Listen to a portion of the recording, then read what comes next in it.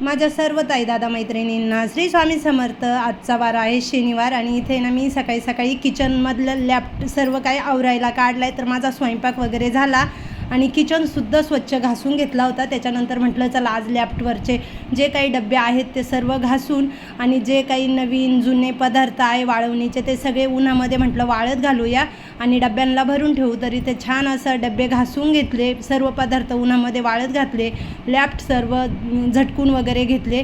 आता इथे डबे वाळले, घरामध्ये घेऊन आले, सर्व डब्यांना पिशव्या घातल्या आणि झाकणांना सुद्धा न्यूजपेपर लावले. तर मी अशाच पद्धतीने वाळवणीचे पदार्थ भरते. तर इथे बघा डबे एकदम कोरडे छान असे वाळले आणि आता ना इथे मी पिशव्यांमध्येच हे सर्व काही पदार्थ भरून ठेवते. आता इथे बाजावर तुम्हाला कुरड्या, पापड्या, पापड वगैरे जे काही दिसत आहेत, नागलीच्या पापड्या वगैरे, हे सर्व मागच्या वर्षीचं, यंदा तर काही केलेले नाही आहे, आईनेच मला दिले. तर सर्व व्यवस्थित उन्हामध्ये दिवसभर वाळवले आणि आता सर्व डब्यांना भरून ठेवते. तर प्लास्टिकच्या पिशव्यांमध्येच हे सगळे भरून ठेवले. आता एका लाईनीत मी सर्व डबे किचनवरती ठेवले, लाईनीनुसार ठेवले, मोठा लहान असं करीत करीत. आणि त्याच्यानंतर आहे ना सर्व डबे व्यवस्थित सर्व डबे लॅफ्टमध्ये अशा पद्धतीने ठेवले, मोठ्यापासून लहान डब्यापर्यंत. तर एकदम दिसताना छान दिसतं.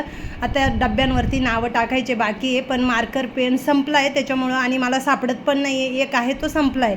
तर मग आता आधीला सांगून त्याने आणले ना का सर्व डब्यांवरती मी असे नावं टाकून देणार, म्हणजे कोणत्या डब्यात काय आहे ना ते बरोबर समजेल आपल्याला. वडे असले तर वडे, पापड असले तर पापड, मग तोच डब्बा घ्यायचा आणि त्याच्यातला पदार्थ काढायचा.